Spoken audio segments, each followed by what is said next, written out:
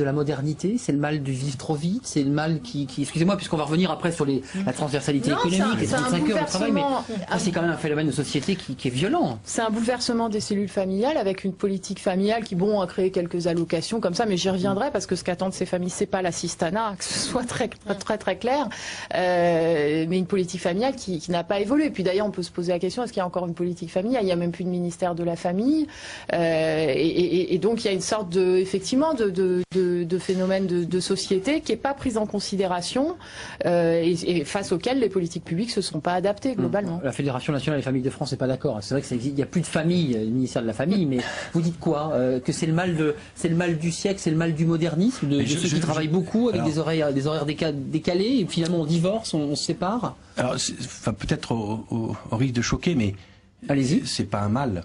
C'est que la société a évolué et la femme, enfin, a la liberté de choisir. C'est que il y a eu l'autorité parentale est partagée. Il y a, c'était en 40, l'autorité parentale était allouée uniquement au chef de famille, au père, jusqu'en la femme n'avait pas le droit d'avoir un compte chèque. Sans l'autorisation de son mari. Donc il y a eu une libéralisation complète. La femme est devenue l'égale de l'homme.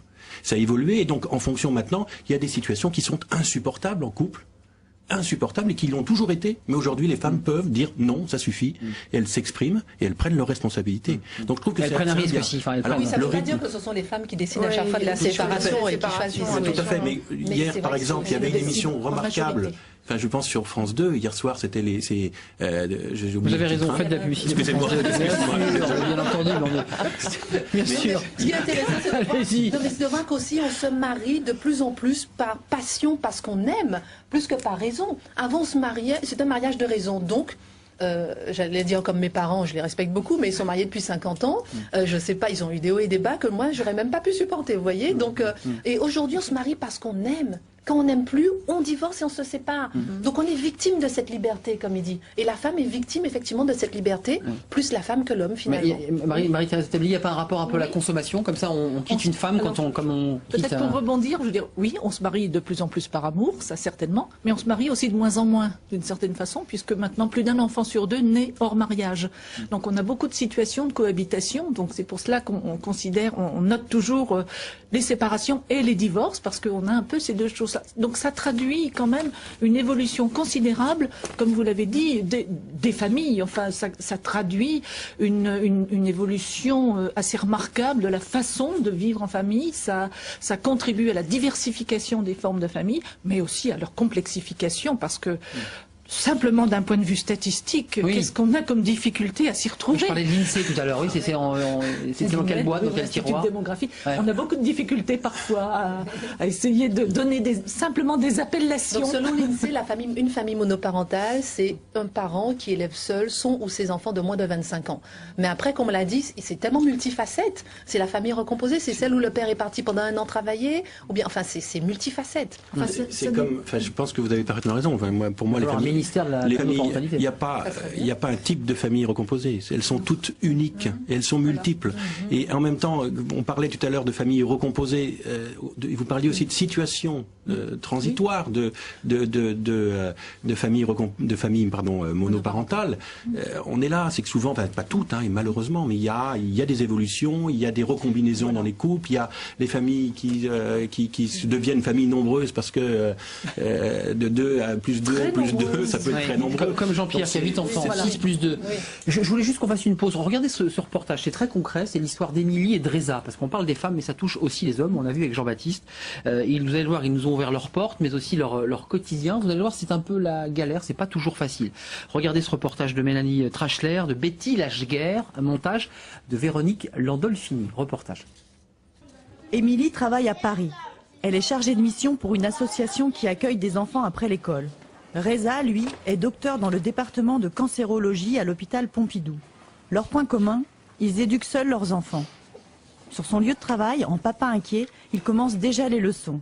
Aujourd'hui, c'est le monde antique. Je préfère qu'elle me demande et arrêter de travailler pendant 10 minutes, aller sur Internet et lui chercher des informations sur le Parthénon ou sur autre chose. Au moins, quand j'arrive à la maison, je sais qu'il y a tout pour avancer. Mon environnement, c'est celui-là. C'est mon travail à côté de mon appartement, les magasins à côté, l'école de ma petite à côté. Et voilà, je minimise les contraintes et le stress. Salut, chérie. Ça va? Rive droite, c'est presque la même scène. Il y a 5 ans, Émilie a quitté le père de Tao. C'est une mère célibataire. Elle a privilégié l'éducation de son fils à sa carrière. Je pouvais très bien postuler dans des boîtes et avec des postes à responsabilité, mais dans ce qui m'aurait donné accès à un salaire assez important, mais dans ces cas-là, il aurait été bouffé par une nounou. J'aurais juste pas du tout eu le temps pour Tao. Entre le ménage, les repas, l'éducation, les journées sont longues. Pour les mamans solo, elles sont très longues, mais aussi compliquées. J'arrive pas à économiser à la fin du mois à cause de toutes les factures et du reste. J'ai la chance quand même d'être aidée pour le coup sur toute la partie vêtements, ce qui me permet d'économiser. Attends, je parle. Ce petit coup de pouce, c'est sa tante qui lui donne. Mais ça ne remplace pas un papa, notamment au moment du repas. Il m'a dit il n'y a pas longtemps, il m'a dit tu sais maman j'en ai marre de vivre tout seul avec toi et j'ai trouvé ça super qu'il l'exprime, je trouvais ça important. Et aussi pendant très longtemps, tous les soirs à la sortie de l'école, il me disait maman c'est qui l'invité ce soir à la maison? C'est celle que je t'ai dit.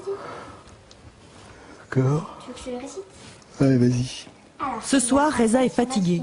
Il y a le palatin, l'esquinin, l'aventin. Et pourtant, pour lui, une deuxième journée commence. La capitole, Caelius. Attends, je vois rien du tout. Le palatin, ensuite. Quelques minutes plus tard, papa est au fourneau. Et ça aussi, il a dû l'apprendre. Au début, je me suis dit, bon, il y a un truc qu'il faut faire rapidement, c'est les nourrir. Donc, j'ai focalisé là-dessus. Et puis, de fil en aiguille, on apprend à faire des trucs. Et puis après, on voit ce qu'elles aiment moins. Et puis, on leur refait ce qu'elles aiment. Ça va, Lily? T'as fini?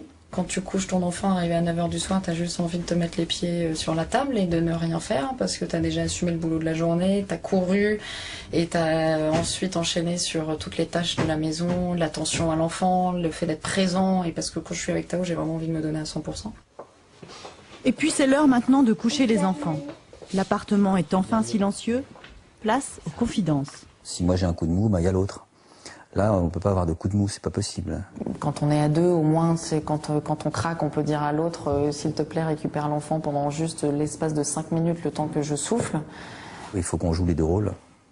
On s'aperçoit que finalement, un papa remplace pas une maman et inversement. Maman, allez, bouge. La monoparentalité n'est souvent qu'une situation transitoire. Reza, Émilie aspirent sans doute à refaire leur vie. Pour l'instant, ils gèrent leur quotidien. Alors,